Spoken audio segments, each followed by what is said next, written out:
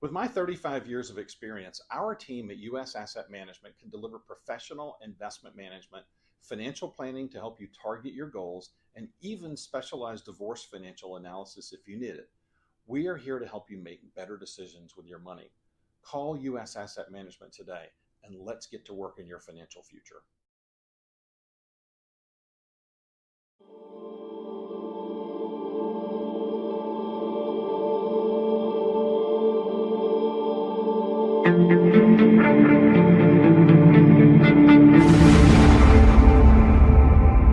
So if not for occupations, there would have been no so-called blockade.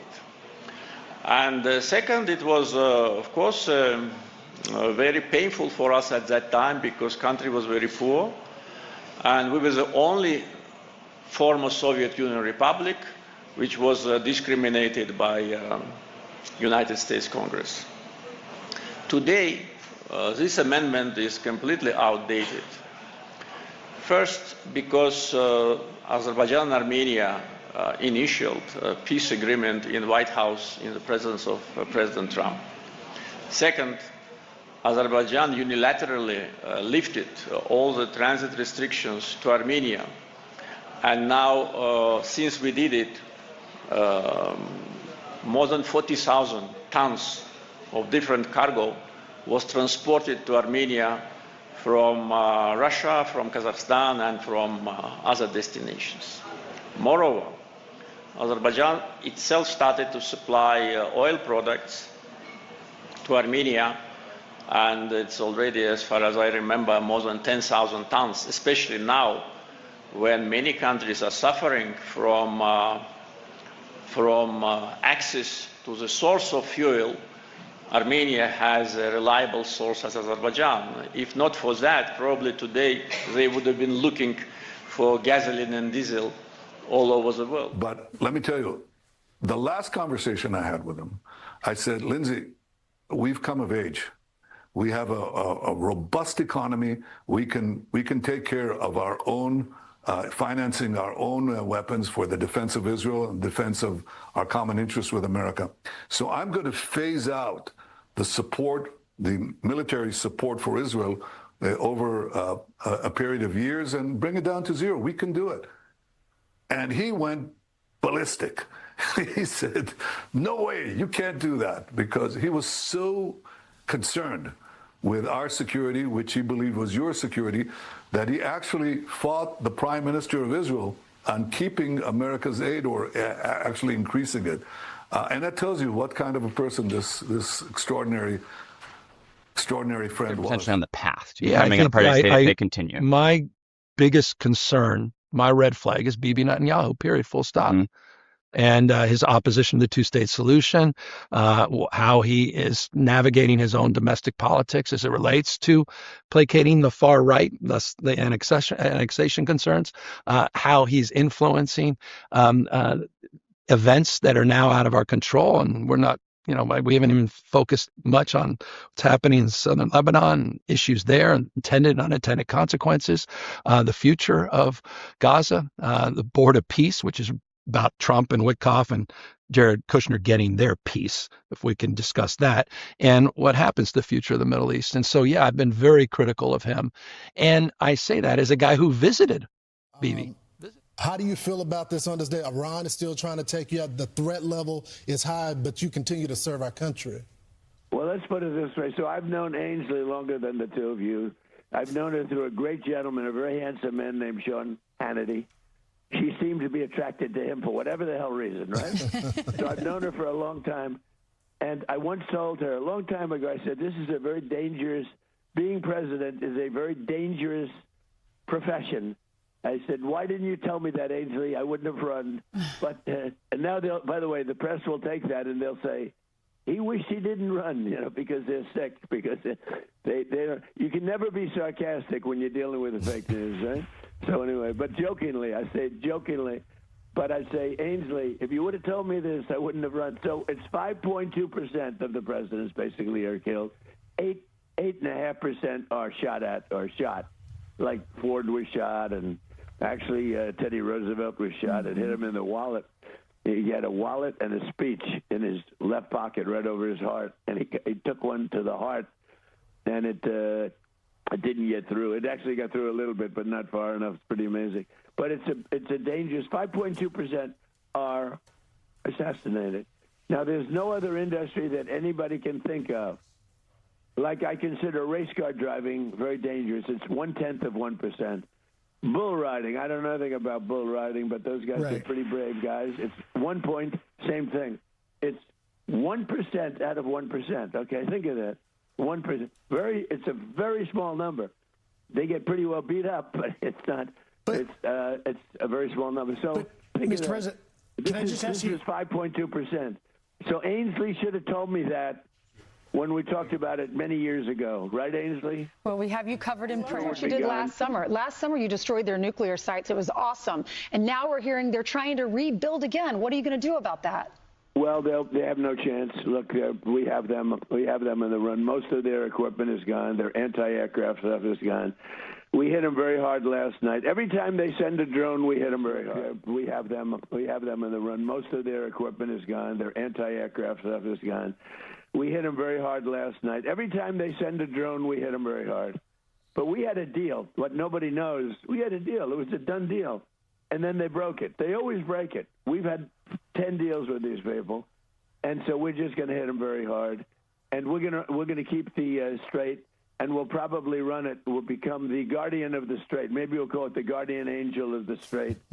And we should be reimbursed for that. When we do that, we're going to be reimbursed because the other nations are very wealthy. They're on our side.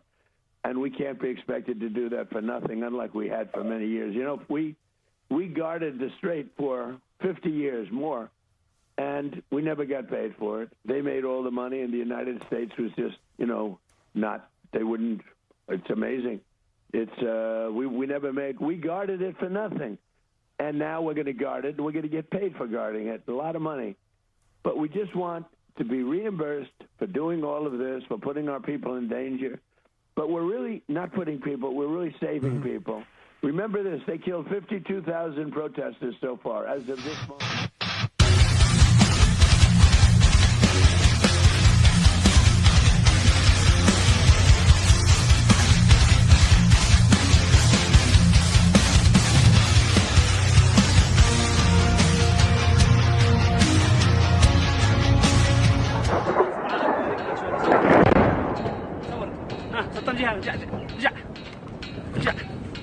في هذه اللحظات مشاهدينا الكرام كما تشاهدون غارات يومية عدوانية على مطار صنعاء الدولي. إلى حد الآن بغارتين استهدفت مدرج الهبوط والإقلاع هنا كما تشاهدون.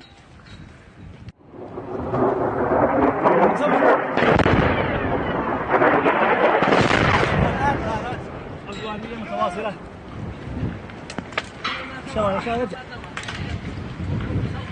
شوفوا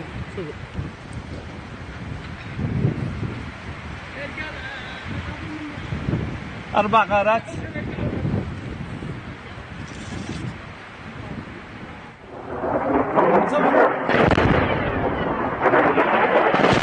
الآن غارات عدوانية متواصلة.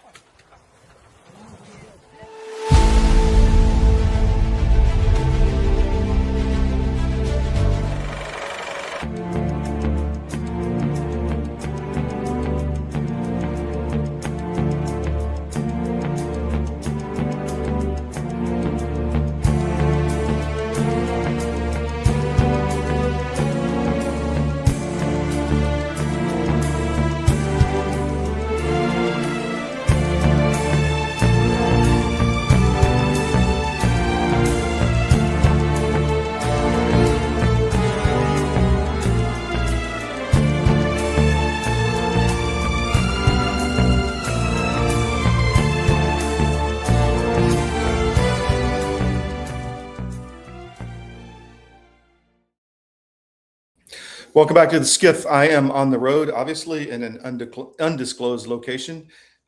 Today's theme is understanding what's happening in the world. You know, back when I was at Combat Aircrew Training School years ago, they said, life's tough, but it's tougher if you're stupid. So we don't want to be stupid. We want you to be the smartest in the room, and that's what this show tries to do. We're not an activist show, we're an intel show. We bring you, we want to make you the smartest in your office, at the dinner table, around the water cooler, at the cocktail party, whatever.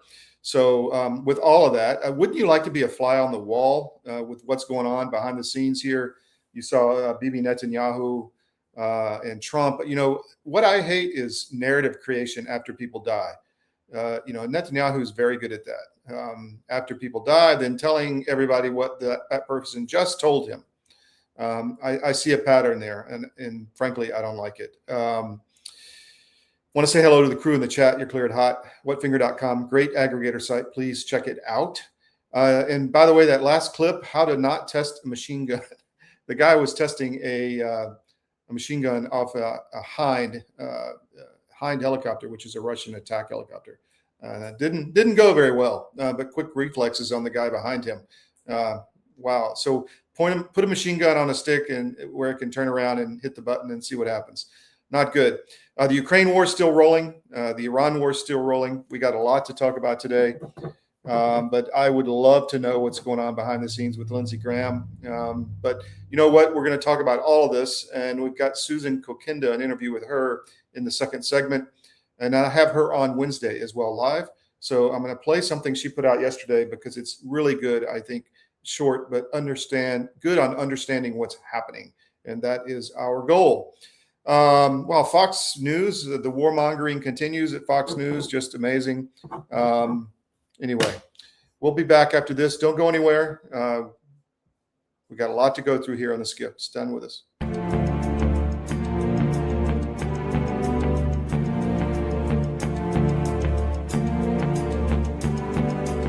Every day, your data is being tracked, collected, and sold, often without you even realizing it. Big tech companies control your devices, your apps, and the information you share. From your messages to your browsing habits, everything is being monitored and stored. Over time, we've traded privacy for convenience, and most people don't even question it. But what if you could take that control back? That's where Mark 37 comes in. Mark 37 provides privacy-focused phones, laptops, and tablets designed to give you full control over your digital life. With secure systems, expert support, and simple tools, they make it easier to step away from constant tracking and data collection. Because privacy isn't just a feature, it's a fundamental choice. It's about protecting your data, your freedom, and your future. Take back control of your digital life with Mark 37.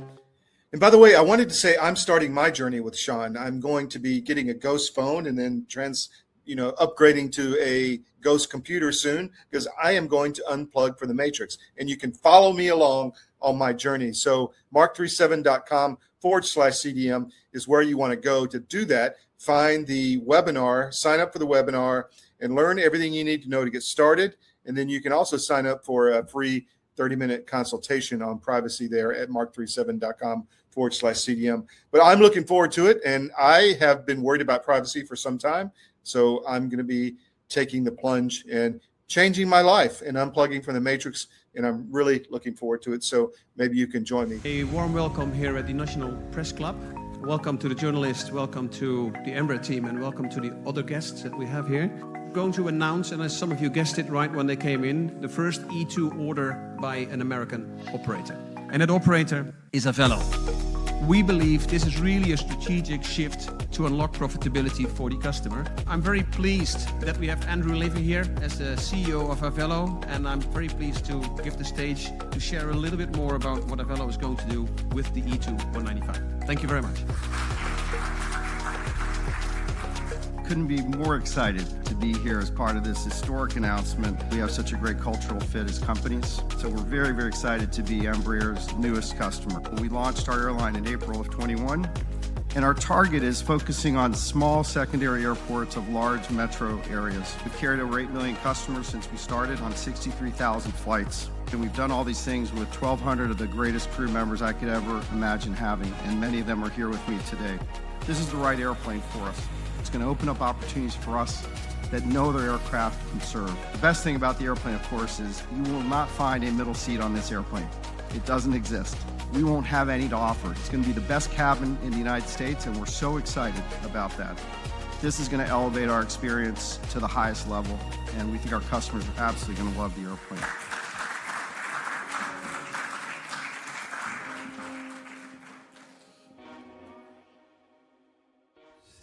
Your government doesn't care about you. That's why you need a medical emergency kit. It contains life-saving medications like ivermectin, Z-Pak, and antibiotics. Stock them before they block them.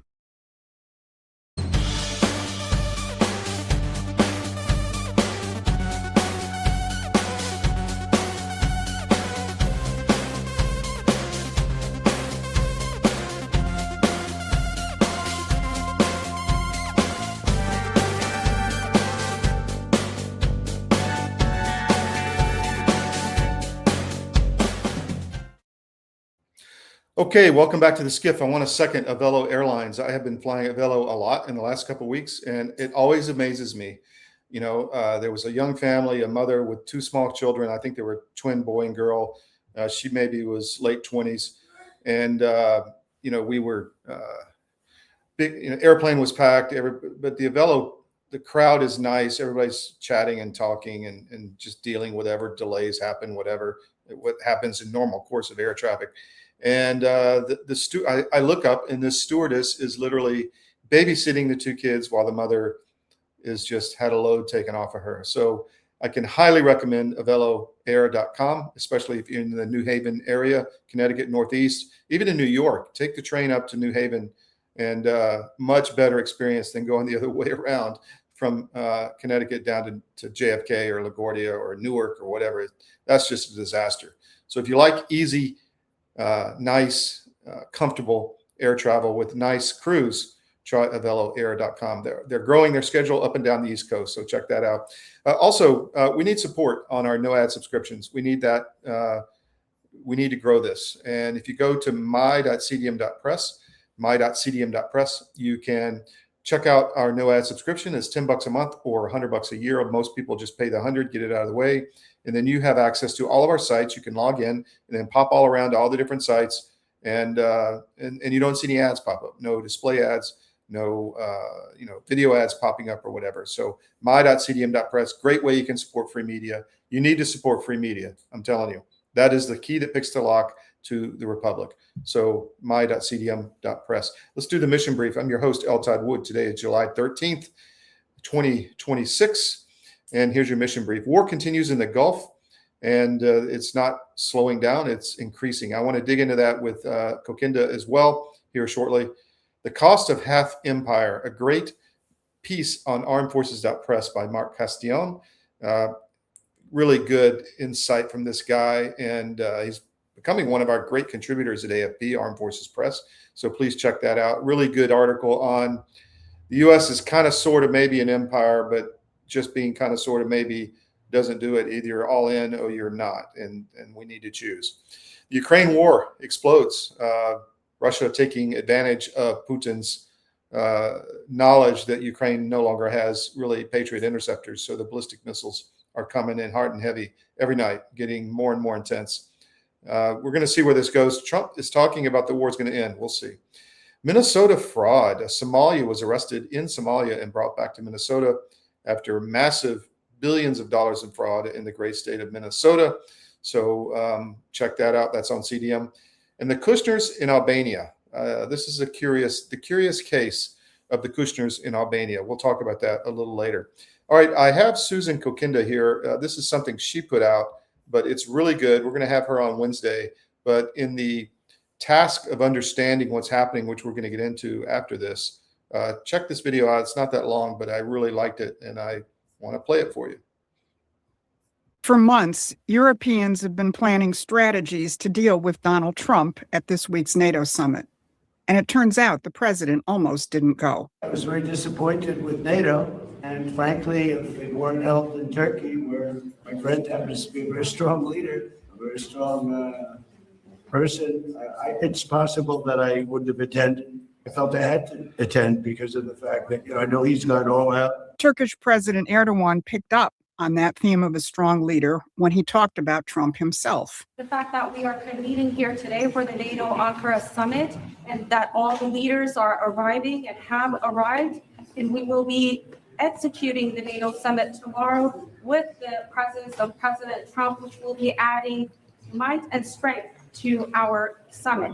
And 2 days earlier, on Independence Day, another world leader singled out Donald Trump and the role of the United States. Russian President Vladimir Putin spent 85 minutes on the phone with President Trump. And that call has more to do with reality than all the European posturing in Ankara. Erdogan and Putin understand something European leaders and Mark Carney don't. And by the end of this video, you will too. I'm Susan Kokinda, and I've tracked British imperial management of American foreign policy for decades. Here's what I'm going to cover today. First, how Trump's visit to Turkey signals a new set of rules for foreign policy. Second, how Carney and the Europeans walked themselves into a dead end. And third, the importance of Putin's phone call and how it points to the end of a century of geopolitics. So look at how Turkey greeted President Trump. First came the ginormous motorcade and mounted cavalry escort.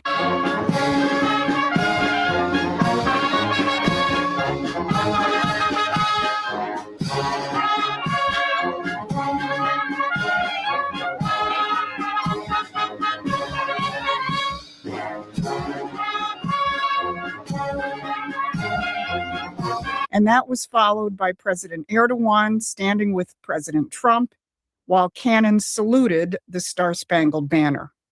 Now, by contrast, EU head Ursula von der Leyen arrived in what looked like a Turkish Uber, and Canada's Mark Carney was greeted on the tarmac by Turkey's finance minister.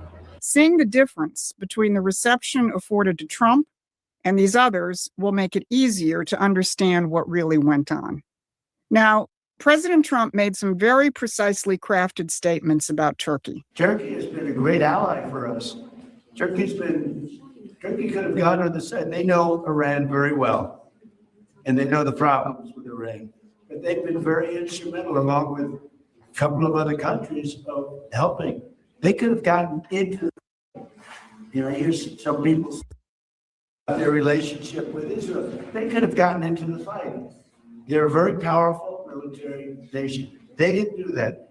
And he went on to put on the table the possibility of selling F-35 fighters to Turkey.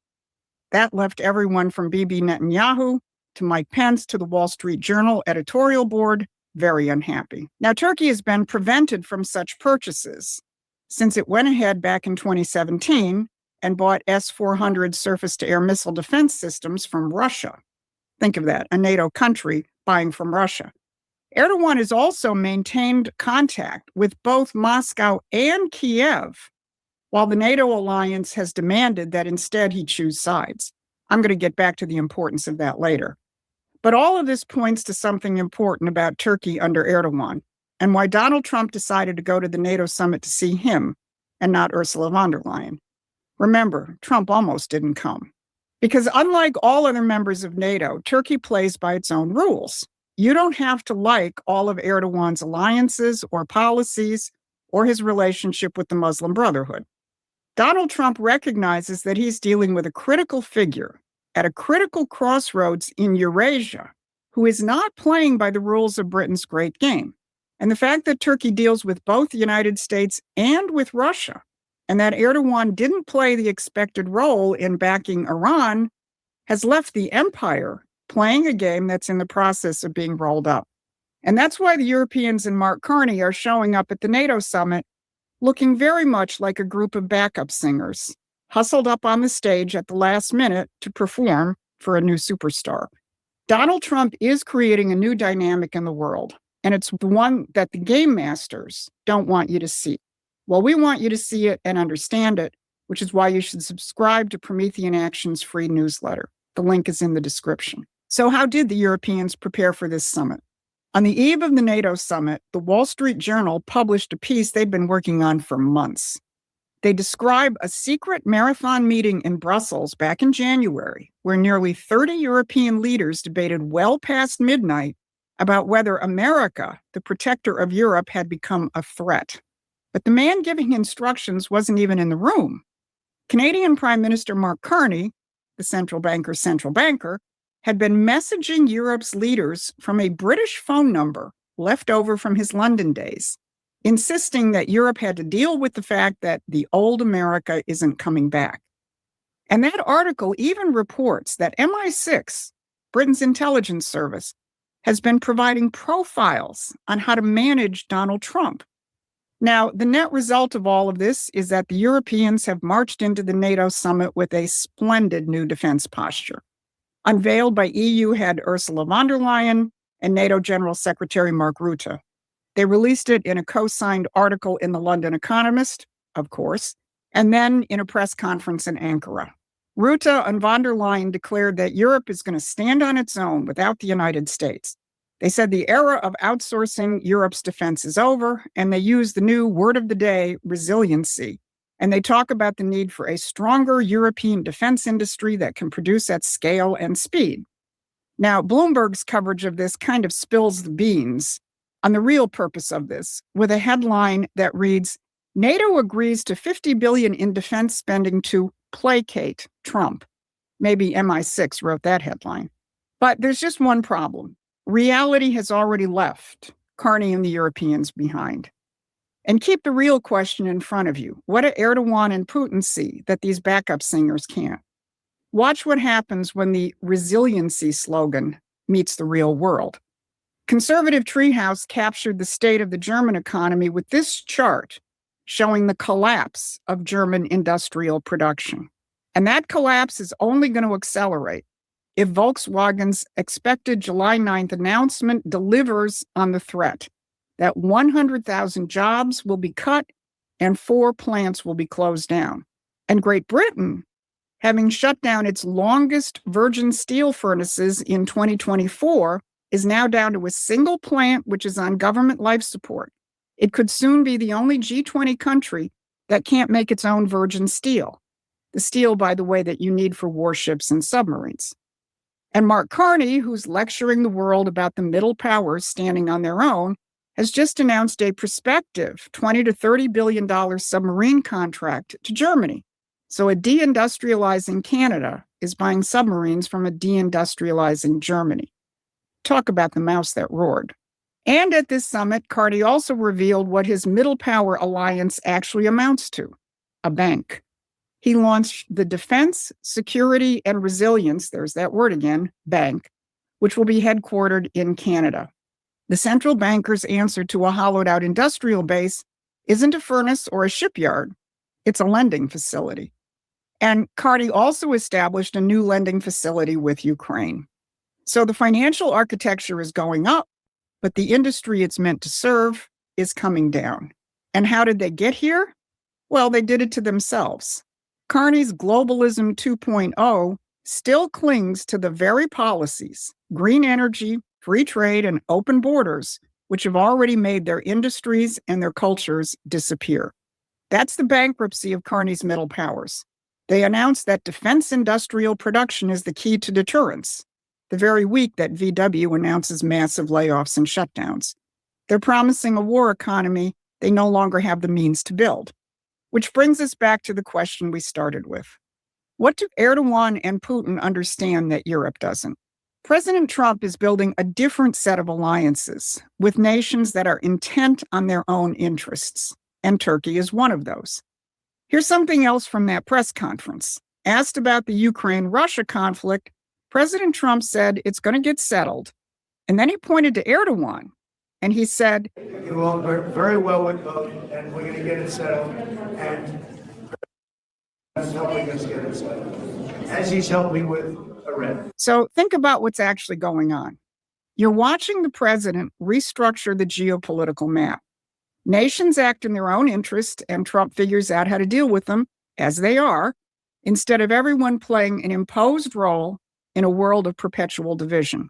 And the biggest division of all, the one the entire system has been built around, has been keeping Russia at arm's length from the United States, which is what makes the July 4th phone call so important.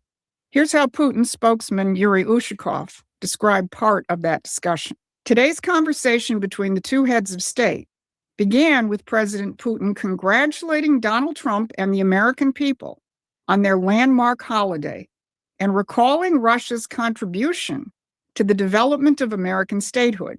In this context, the presidents noted the importance of treasuring the historical heritage which our nations share. And that shared heritage has placed Russia on America's side against the British, starting with the Revolutionary War. It was Catherine the Great of Russia who organized the League of Armed Neutrality to break Britain's grip on the seas during the American Revolution. And when we fought the Civil War against the British-supported Confederacy, it was the Russian fleet that sailed into New York and San Francisco harbors in 1863 as a warning to London to not directly intervene. And when Russia set out to industrialize, it was the American system by name that Russia's finance minister, Sergei Witta, turned to. And that turn only deepened the British Empire's fear of Russia. It had marked Russia as a threat to its great game in Eurasia long before the Bolshevik Revolution. And there was more to that July 4th conversation between Trump and Putin that must have had the empire in a tizzy. Ushakov reported that the two presidents discussed the colossal potential for mutually beneficial cooperation between the two countries. And then they discussed the upcoming launch of a Russian-U.S. crew from Russia's Baikonur Space Launch Center as, quote, a specific example proving the two powers' interest in close cooperation across different fields. This is what the empire fears the most. Sovereign nations finding common ground in economic development, and especially in pushing the frontiers of human knowledge. Now go back to the collapsing economies of Carney's middle powers and their increasing irrelevance. That is what Erdogan understands. That is what Putin understands. A new world built on the American system and an American foreign policy that deals with nations as they actually are.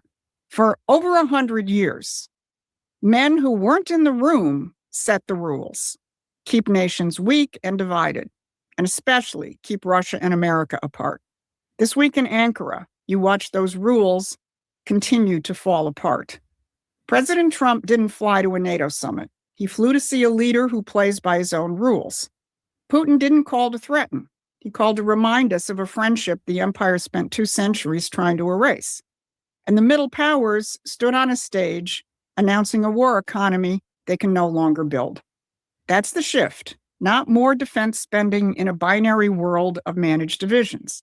Instead, nations dealing with each other under the growing revival of American system economics. The backup singers on stage at Ankara can't or won't see it. But Promethean Action sees it and is fighting to advance it. And if you want to be part of that fight, go to our...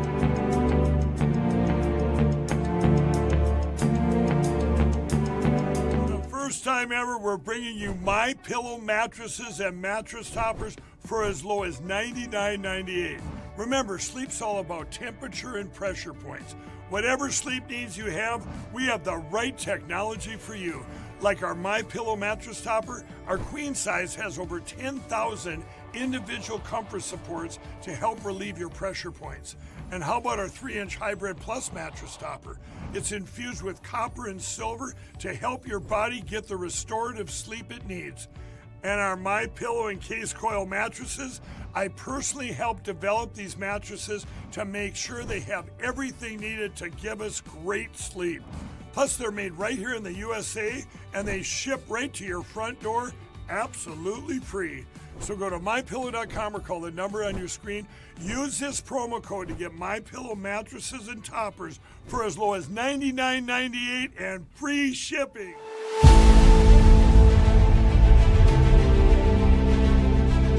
I'm watching my friends gain more and more weight, and then eventually I got to tell you, this is a little dark, but bad diet literally killed my whole crew.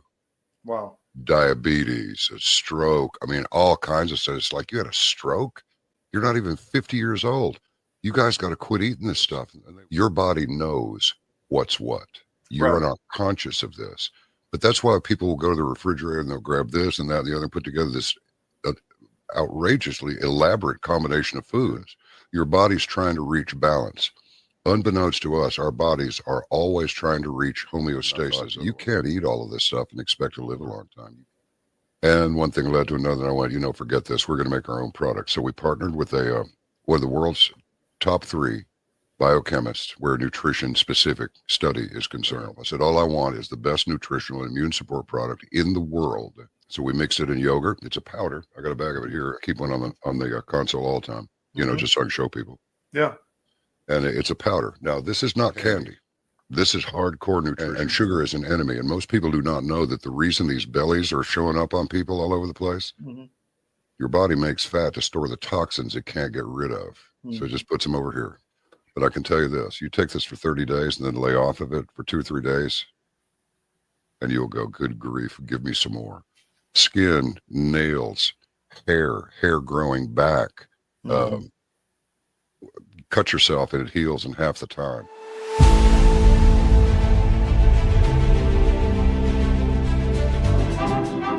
Put silver wings on my son's chest.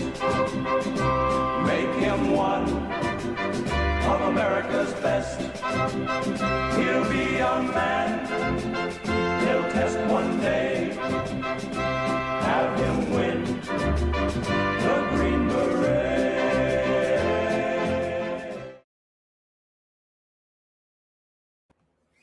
All right, welcome back to the SCIF. Thanks for joining us today. I really appreciate it. Tell people about the show. Sign up for our social media, CDM1 on Rumble, CDM on YouTube. Please go there and subscribe, even if you don't watch us there. We post the show there later. We need to grow those numbers. CDM_press on X. I'm at Real L. Todd Wood on X. Please follow that account as well. Regarding understanding, before we get into it, I want to just discuss my first book, Currency. I wrote this a while back, but it is so prescient to this day and will really help you understand what's happening financially in the world. And it's a fantastic political financial thriller. So I've talked about it before, but it's available books anywhere books are sold online.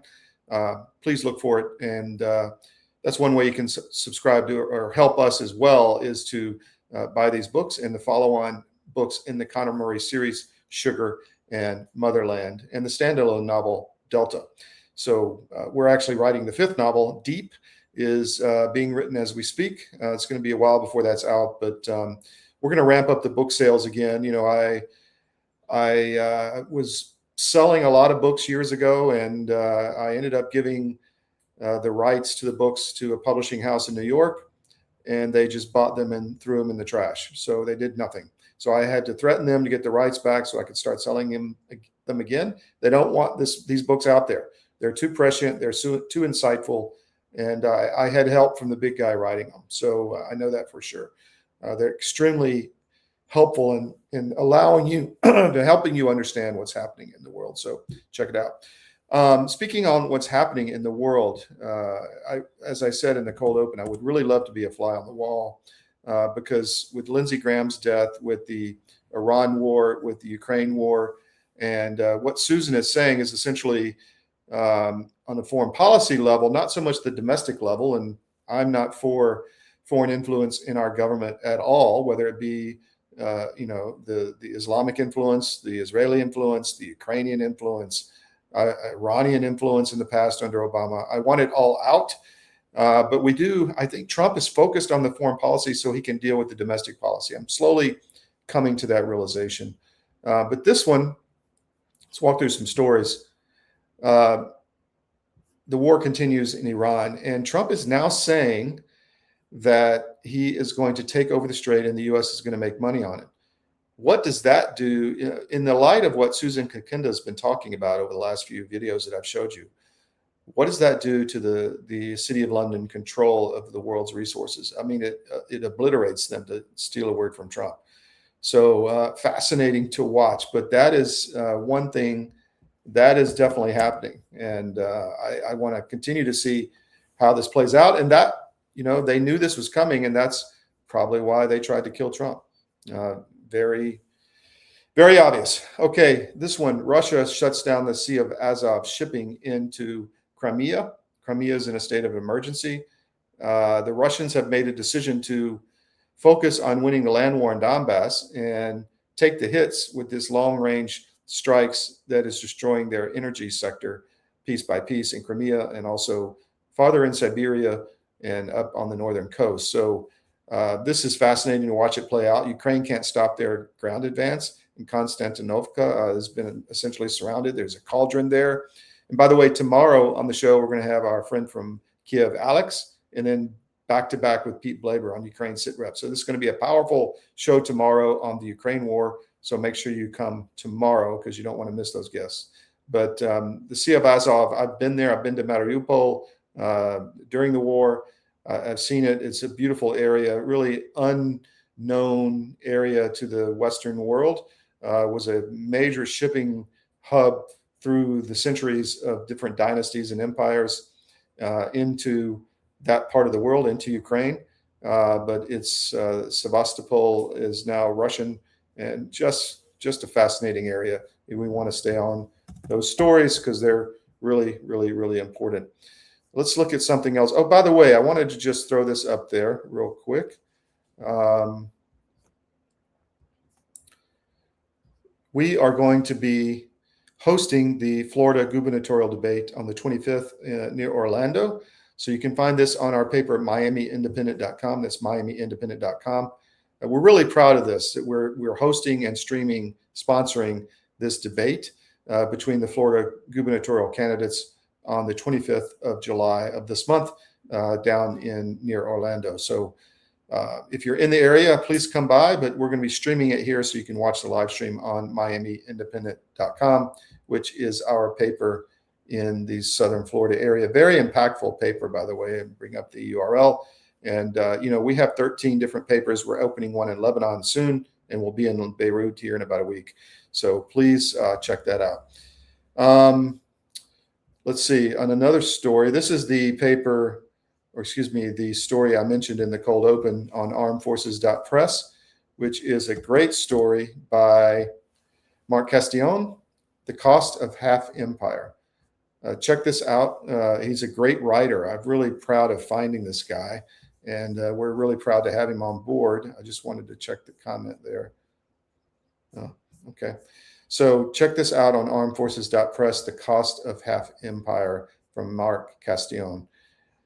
And another story you need to be aware of is they're catching Somalians in Somalia. They're arresting them and extraditing them back to the U.S. who've stolen billions in Minnesota as part of this Somalia fraud organized crime complex run by Obama and Ilhan Omar. So we want to continue to focus on that story. I think that's all the stories I want to run through at the moment. You know what we're going to do? We're going to take a break, and then I'm going to play what we did on the Georgia show yesterday with Bill Quinn. I think it's another great video on what is happening around the world, because you want to connect the dots, and then we'll talk about that more later. So we're going to take another break, get that out of the way, and then we'll be back, and stay with us.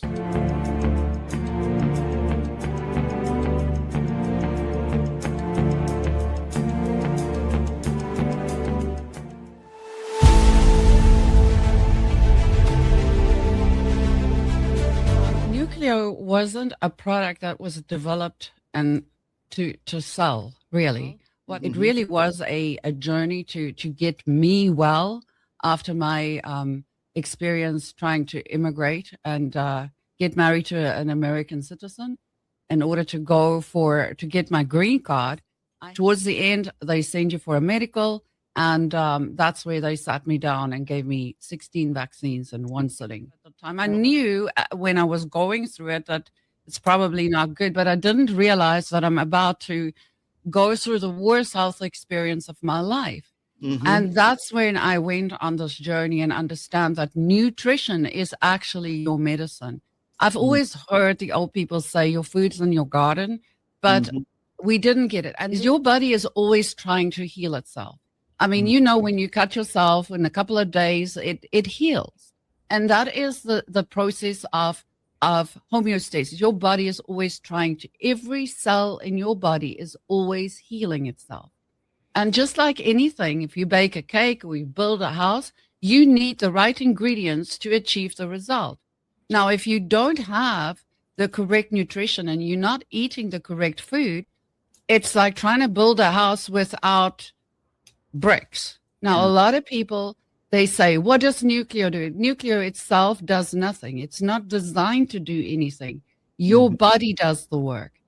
It gives your body all the things it needs, balanced in, and it works together to deliver the correct nutritional supplement that you need as a human being to function normally.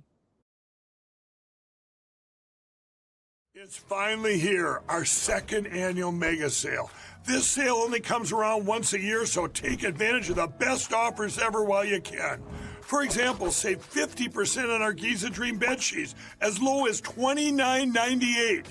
And for the first time ever on TV, MyPillow mattresses and MyPillow mattress toppers, as low as $99.98. And you save 50% on our Lux Pure 6-piece towel sets. Regular $69.98, now only $39.98. And our best-selling standard MyPillows, regular $49.98, on sale for $17.98. Wait on it, mega sale, only $14.98. So go to MyPillow.com or call the number on your screen. Use this promo code to take advantage of our second annual mega sale. But wait, there's more. To make the mega sale even more special, when you order right now, your order's going to ship absolutely free.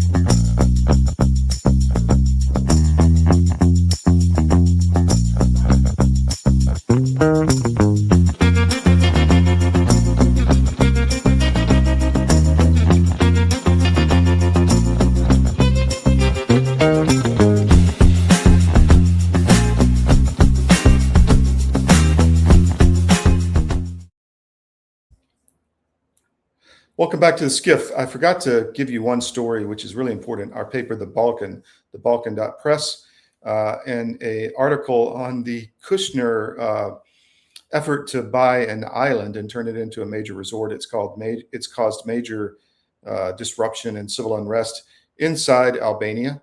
It's a natural kind of we would call it a national park or whatever area that is very environmentally sensitive, and the Kushners want to take it and build a huge new resort, and the Albanians are not happy. Well, they found that the sale was done fraudulently. So I don't know how this is going to go down, but I want to make you aware of that at the Balkan.press. And now what I want to do now is play what we did with Bill Quinn yesterday on the Georgia show, and then we'll discuss that afterwards. But here you go. Let me just get that nice and big for you. All right, here we go. Okay, back to you, Bill. All right.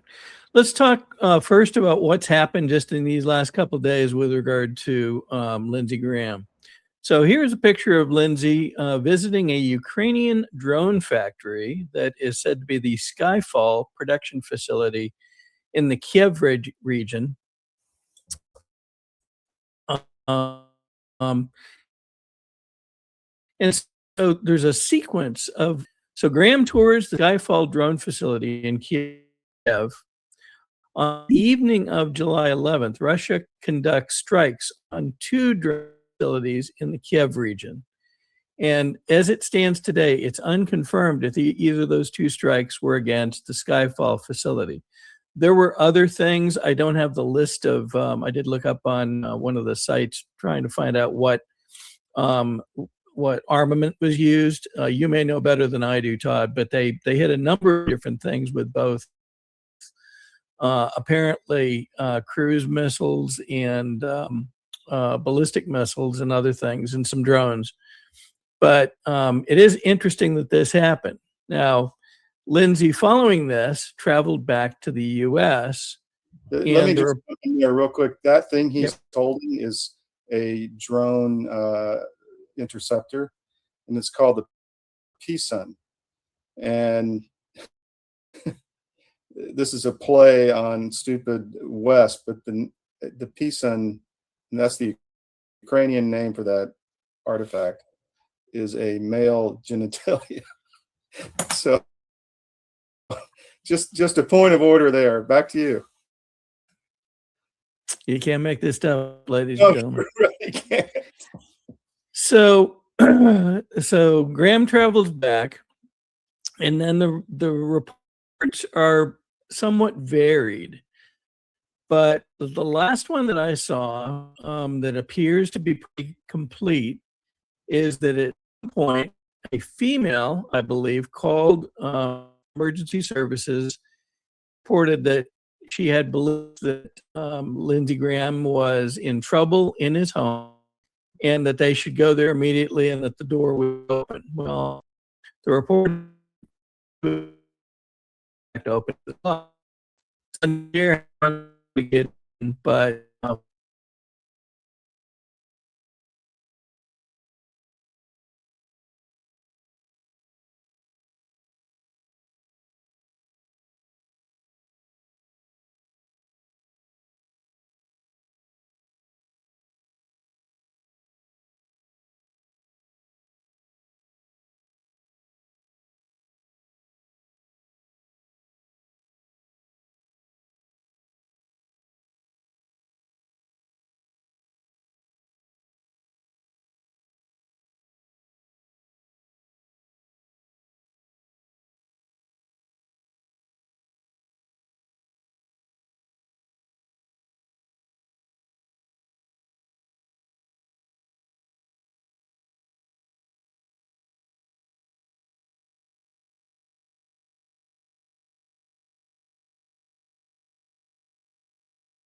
following that, they ended up having to apparently try to do life support and other things, and then ultimately, I guess he succumbed. I think we'll hear more detail about exactly what happened in the coming couple of days. We're still early into this.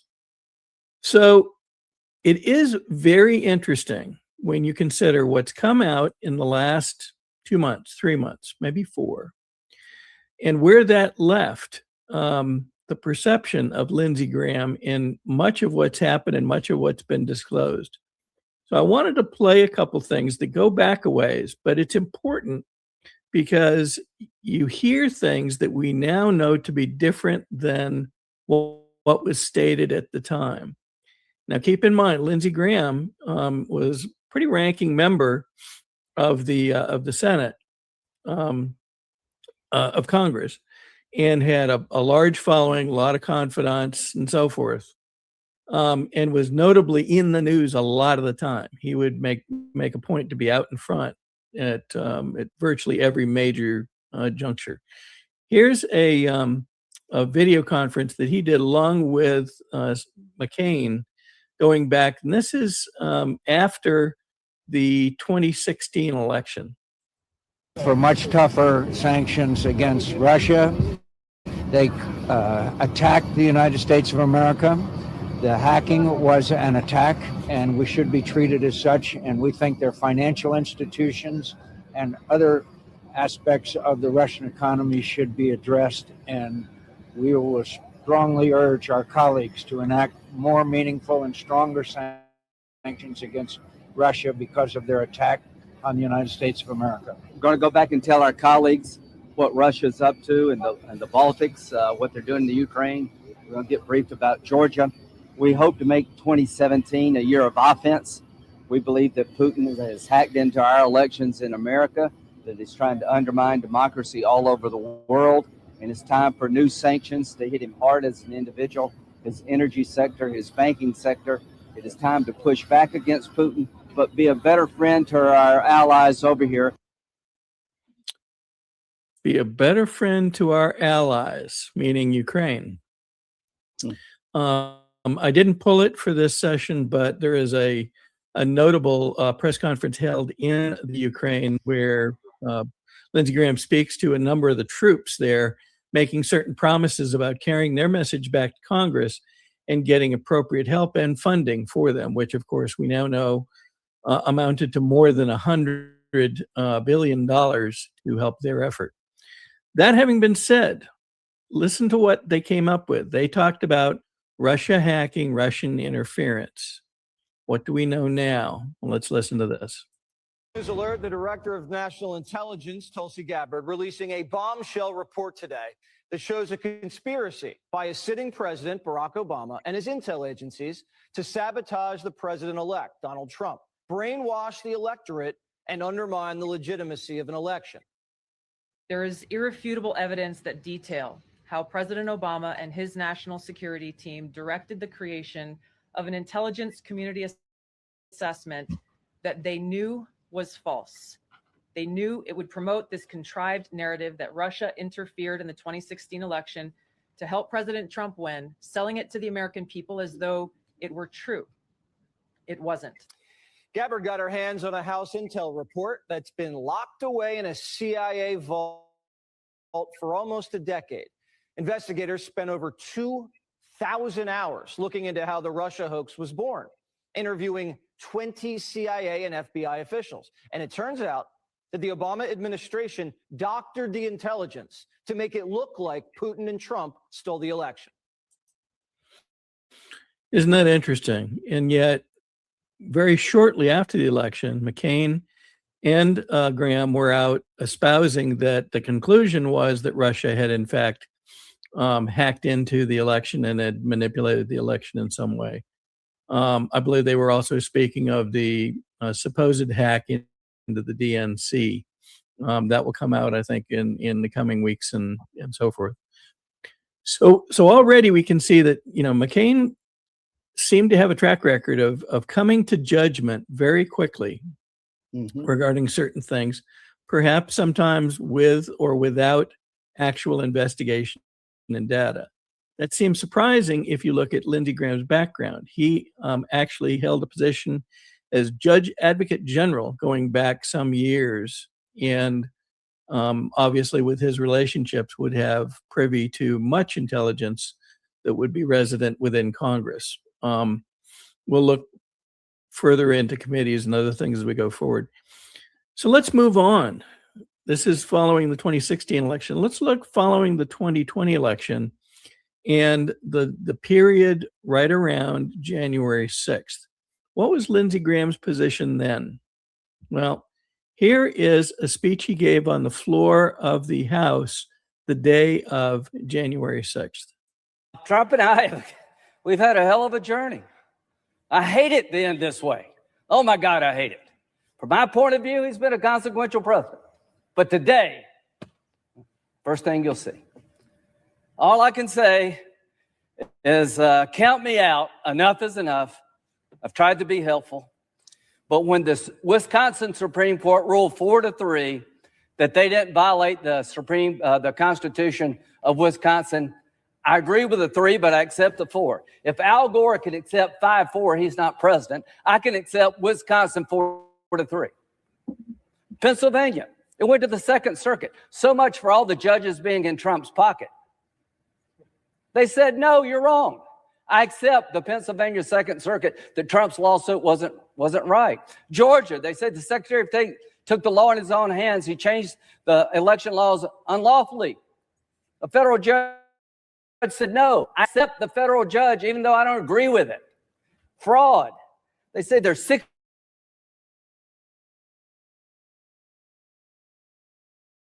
I asked, give me 10, and I had 1. They said 8,000 felons in prison in Arizona voted. Give me 10. I hadn't gotten 1. Does that say there's problems in every election? I don't buy this. Enough's enough. We got to end it. Very interesting.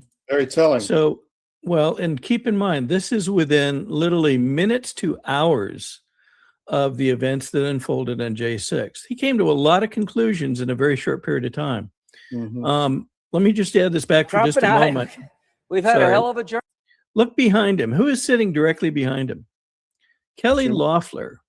Kelly Loeffler, who also within, I want to say within 2 hours of the event, came back with a very polished speech about why she could no longer support the objections to the count of votes from throughout Congress as a process to confirm the election. And yet she had this thing put together and ready to recite within, I don't know the time, but it was within a couple hours. So very interesting. In the days following that, here was something else that Graham had to say.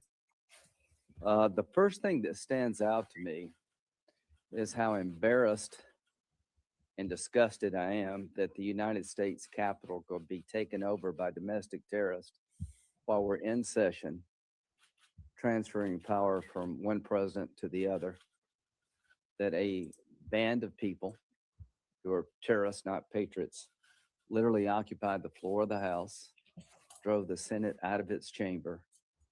And the question for the country is, how could that happen 20 years after 9/11? 9/11, what would bring 9/11 up? And then here on CBS is a report of something that Graham said, apparently it must have been either the day or within a very short period of time after J6.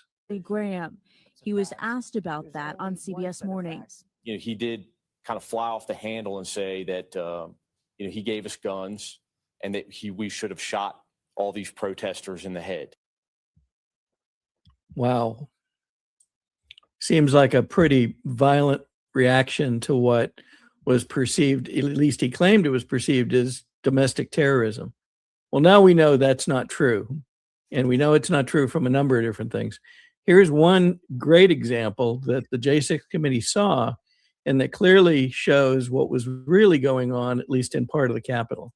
Very obviously not the result of violence he suffered at the entrance to the Capitol. This tape overturns the single most powerful and politically useful lie the Democrats have told us about January 6th. And it was indeed a lie. The January 6th committee knew perfectly well that Brian Sicknick was walking normally through the Capitol after he was supposedly murdered by Trump supporters. And they know that because they saw this tape. We can be sure because the footage contains an electronic bookmark that is still archived in the Capitol's computer system. That means that investigators working for the Democratic Party reviewed this tape. So why am I showing you all this? Well, one is we're trying to set up a parallel, a pattern of Graham making conclusory statements and charges when in fact, in the fullness of time, the facts appear to support something completely different. And we're going to see a little bit more of that, but that is a key thing to consider. Who was Lindsey Graham? What was his real agenda? And how did this all play out? Here's something that is quite fascinating, especially with regard to Russia. Somebody in Russia has to step up to the plate.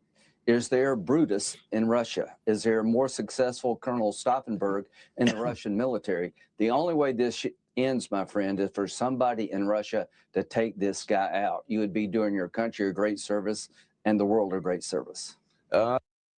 Take this guy out. He is referring to Vladimir Putin when he says that.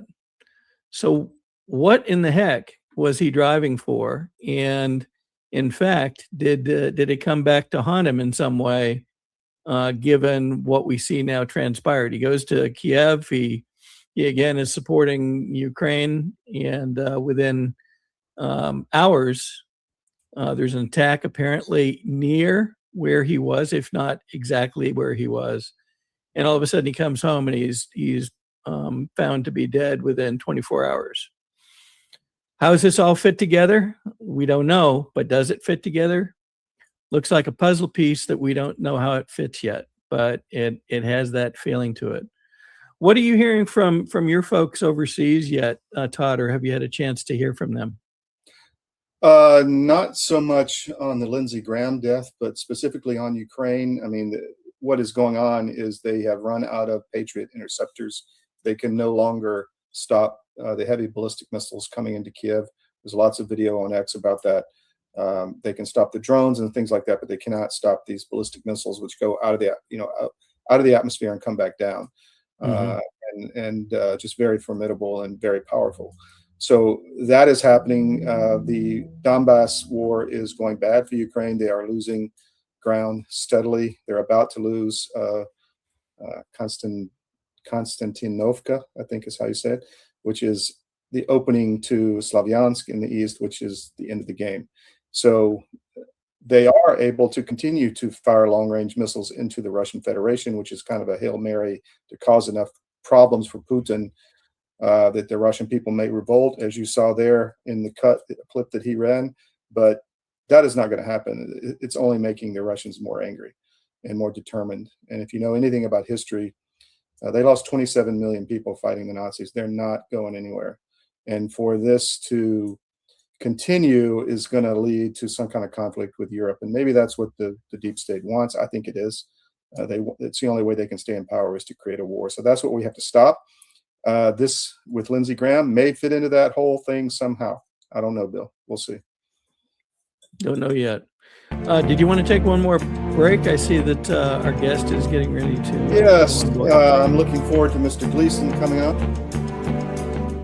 Well, in the case of hydroxychloroquine and ivermectin, these are two medications that have been FDA approved for use in humans for decades. They are very, very inexpensive. Interestingly, available over the counter in almost every other country other than the US and Canada. You can just walk into a pharmacy and buy them like we buy Tylenol in much of the world because they're that safe. And we've known for decades that ivermectin has very strong antiviral properties. It has anti-inflammatory properties, and both ivermectin and hydroxychloroquine are what we call zinc ionophores. They help to move zinc from the bloodstream into the cell, which is where it needs to be in order to fight off a virus.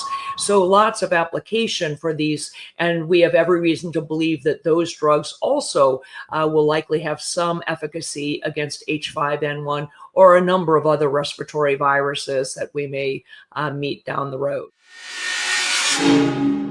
If you haven't noticed, gold has reached a new high, all-time highs actually, and keeps going up every day. Why is that? It's because precious metals are a long-time historical store of value. And if you own a portfolio and you have assets in the fiat currencies, i.e. stocks, bonds, cash, or whatever, you're vulnerable to hyperinflation, which is coming as our debt explodes another trillion every 90 days. It's really scary. So how do you protect yourself? Go to Advisor Metals. If you look on any of our cdm.press sites, about halfway down, there's an ad for Advisor Metals. Click on it, fill out the form for your contact info, and Ira Bishotsky will contact you and talk to you. It's an easy conversation. There's no sales pitch. He's completely verified by us. He has a regulatory background we've checked into. We've checked with his bankers. We've checked with his IRA custodians for metals, and we can highly recommend Advisor Metals and Ira. So go to Advisor Metals. If you call them directly, tell them we sent you at CDM, and he'll definitely take care of you. But protect your portfolio because you really need to. It's coming. Thank you.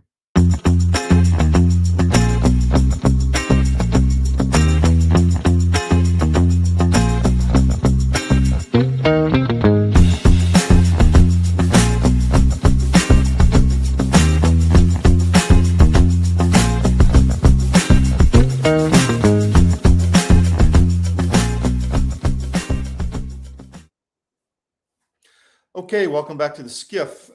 Hope you enjoyed Bill Quinn and I. We also sat down with Chris Gleason. Before we get to that, I want to just give a highlight or a shout out to my book, another book, excuse me. Why is that one not working? There we go.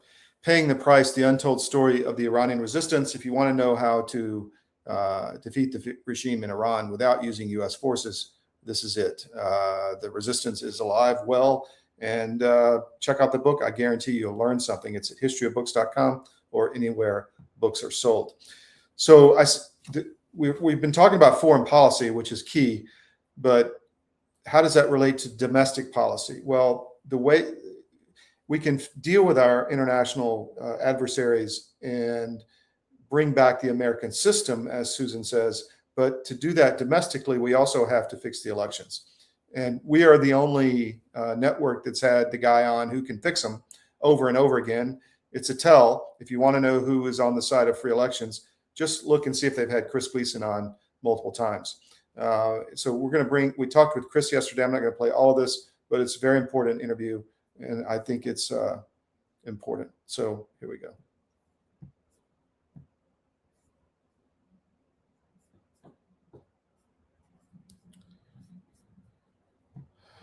1 second, trying to bring this in.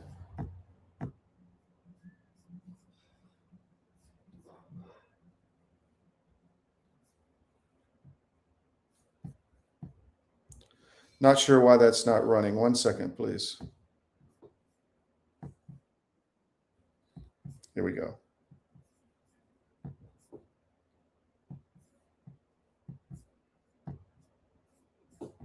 Good.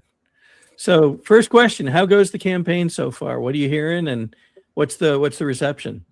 Well, people want arrests. People want change. People want accountability. People want affordability. Affordability is a big thing on the ballot right now. And accountability is even, I think, arguably bigger. People aren't happy with the state of things. They're not happy with the obstruction of Trump's appointments. They're very angry about the pro forma gaveling, particularly. And they really don't like the idea that their politicians have been taking Chinese communist money into their campaigns. Matter of fact, we've been polling on this for months, and arguably over 99% of everyone that we've talked to have all said, yeah, no, it's not acceptable. And I won't be voting for anybody who took Chinese communist money into their political campaigns, or foreign money for that matter. I can vouch for your polling, Chris. I spent 3 days with you at CPAC, and I probably can repeat the polling questions myself by now because I heard you do it about 100 times. So I know that you're doing this, so I can vouch for you what you're saying. Yeah. We're pretty relentless on the polling. And what was funny is in 2024, the big polling thing that we were doing was on election integrity. And 93%, it was like 93 point something percent. And President Trump used that number just the other day. They rounded up and it was 94% of Americans want, voter ID. So, the message is resonating. My opponent is being heavily ratioed on X and elsewhere. And, ultimately what it really boils down to is, the false narrative that the machine has liked to have been perpetrating on we the people.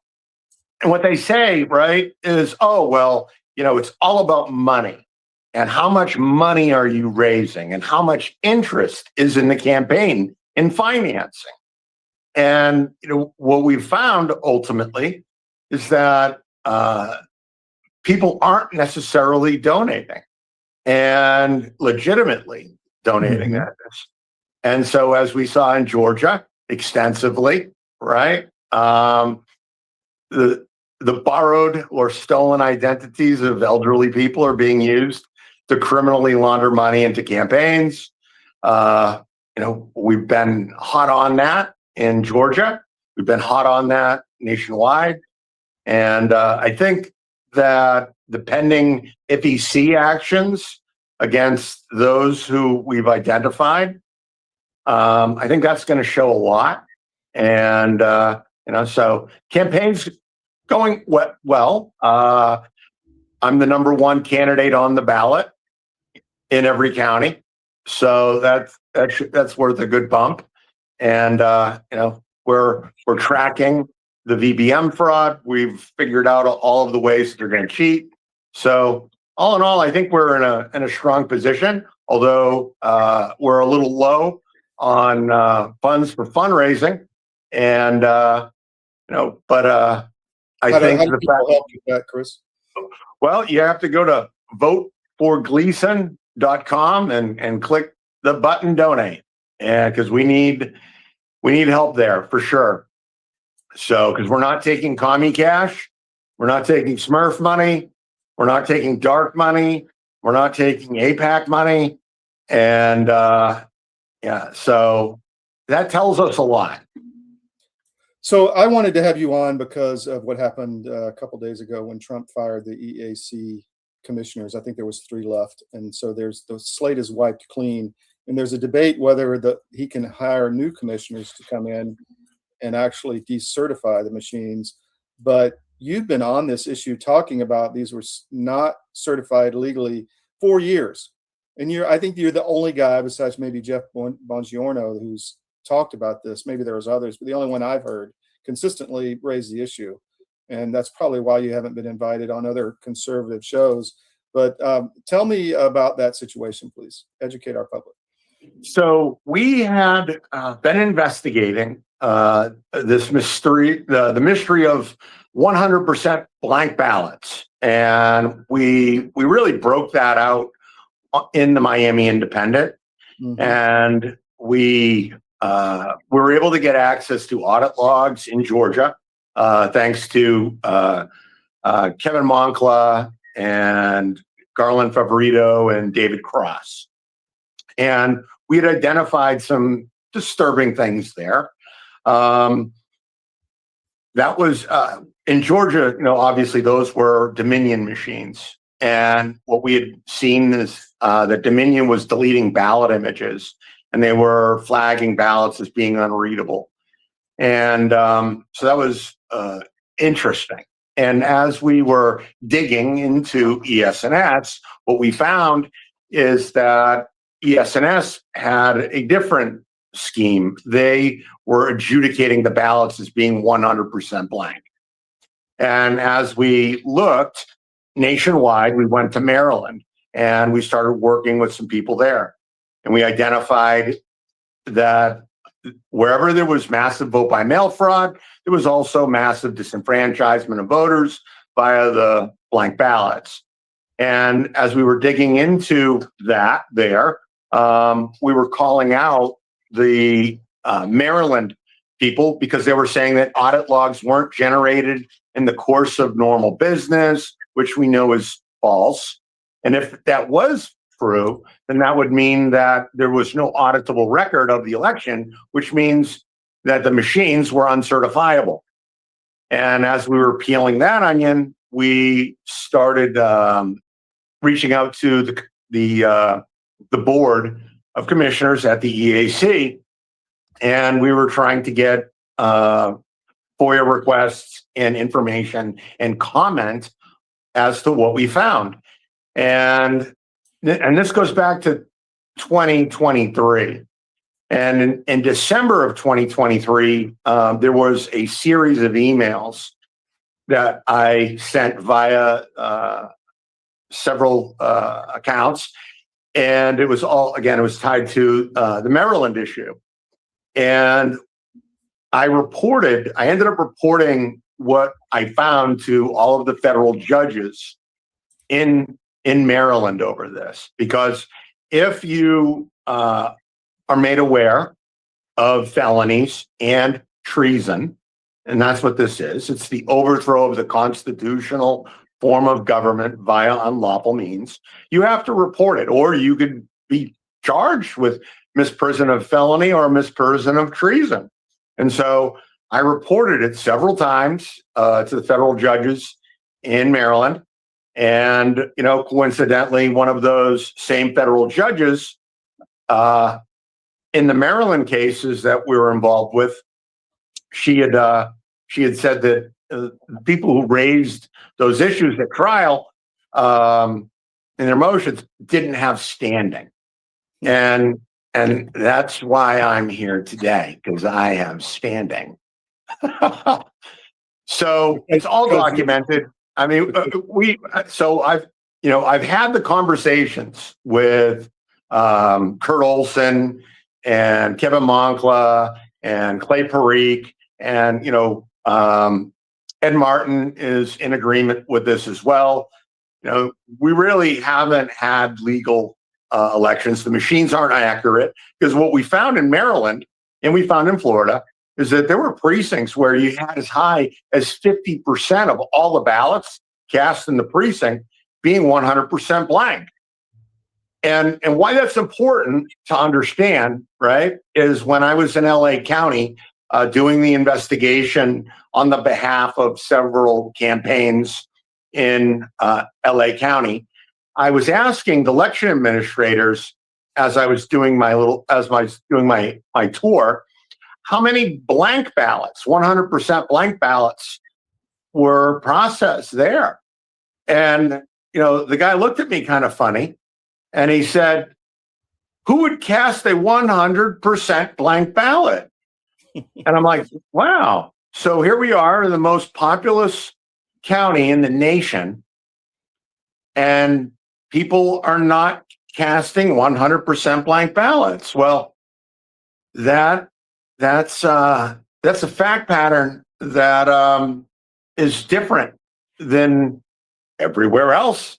Mm-hmm. And that's something that we really need to be asking questions about today. Yeah. So what do you mean by that? That they were doing something else? Well, you know, everybody cheats a little bit differently in certain places. And it's when we look at the methods of cheating in the various states and counties that we get a good understanding of where the cheat is, right? It creates a nice mosaic for us. And so we get a clear picture and understanding.